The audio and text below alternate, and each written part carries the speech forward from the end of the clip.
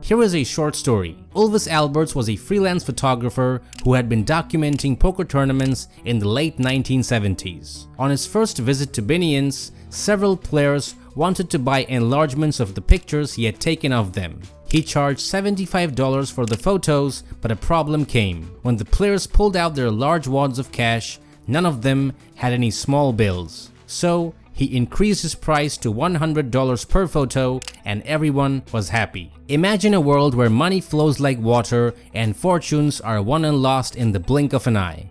In this video, we dive into the stories of legendary poker players who lived life on the edge and explore the mindset of those who risk it all. Whether it's risking everything on a poker table or tossing $100 grand on a round of golf, these stories reveal that in Las Vegas, it was not just about winning, it was about living on the edge. They say Las Vegas is the only town where visitors are led to believe that a $100 bill could not buy you a loaf of bread. In Vegas, $100 bills were as common as $1 bills elsewhere. Chip Reese said that he did not even carry dollar bills except to tip cocktail waitresses, and he could not recall the last time he had coins in his pocket. Chip Reese was famously indifferent to these matters. It is said that he had lost every piece of jewelry he has ever owned in his house, and that, for a time, he paid a $2,000 monthly water bill without questioning it. Eventually, the water company discovered a broken pipe that was flooding acres of land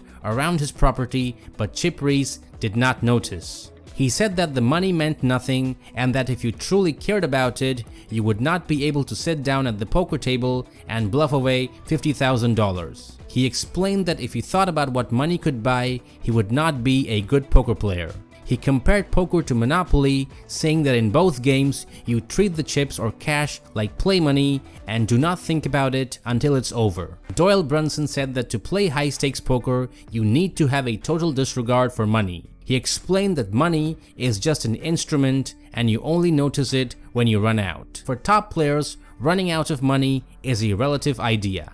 Despite their pride in claiming that every true professional has experienced bankruptcy numerous times, being out of funds does not seem to change their lavish spending habits. Johnny Moss once mentioned that in his youth, it was easy for him to borrow $10,000 to play poker, but he could not find anyone to lend him $500 just to leave town. Stu Ungar, who like Chip Reese was rumored to have turned over millions of dollars in a couple of years in Las Vegas, was due to play a game in Reno, but he missed the plane at McCarran and the next departure was 4 hours later. Without hesitating, he hired a private jet. The commercial flight would have cost him $30, but the private jet set him back $1,200. But since he was headed to a high-stakes poker game, waiting around did not make much sense to him. As the saying goes, the guy who invented poker was bright, but the guy who invented the chip was a genius. Players who hesitate at the sight of a $50 bill thinking it could cover a week's worth of groceries will casually toss 2 green chips into the pot if the odds are in their favor. People tend to bet much higher with chips than they could with cash. For some reason, it's hard for less skilled players to part with actual money but hand them chips and they get swept up, mesmerized by the game. This nonchalance is the hallmark of true professionals, but it doesn't stem from a lack of empathy or a disregard for the value of money that every visitor to Las Vegas inevitably picks up. Instead, it's forged through painful experiences. Doyle Brunson mentioned that they used to wager everything they had day after day and that every other day they would go broke. From those experiences, a deep-seated endurance developed, shaping their attitude towards money. Bobby Baldwin remarked that playing poker for a living builds backbone, emphasizing that survival in the game requires an intangible quality called heart. Jack Straus once said, "If money is your god, you can forget no-limit poker because it's going to hurt you too much to lose off it. You cannot take them with you and they may not have much value in 5 years. But right now I can take them and trade them in for pleasure or to bring pleasure to other people." To the other poker professionals, Jimmy Chagra was like a deity arriving in town while on the run for his involvement in a continuing criminal enterprise. He came to Las Vegas for one last spree as he waited his court date. Chagra was to Vegas what the Arab princes are to London casinos, the embodiment of the perfect high roller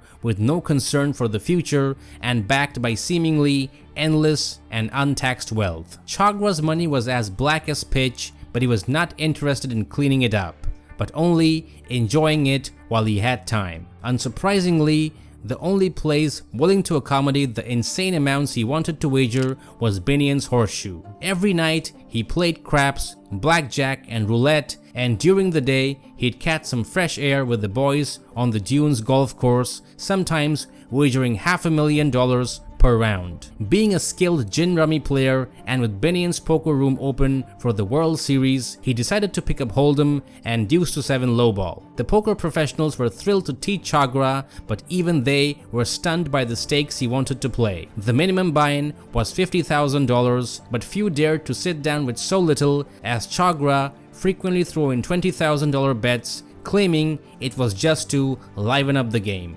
Once the action heated up, there was typically around $2 million on the table each night. During his weeks at the Horseshoe, Chagra reportedly won between $2 and $3 million playing craps and blackjack. One early morning, after a rough night of poker, he casually walked over to the craps table, bet $100,000 on a single roll, won, and then went to bed. When you're playing well, you can be as good as anybody. But how you handle yourself under pressure when you're playing badly is the character test that separates the men from the boys. Some people come to Las Vegas solely to make money. They focus on grinding out a living in small stakes games and have no downsides to their approach. However, they also lack the thrill, so they miss out on the enjoyment that high rollers experience. For these small stakes players, poker is just a business, but for the high rollers, it's both business and pleasure. Jack Binion once shared a story about an old-timer who, like most serious players,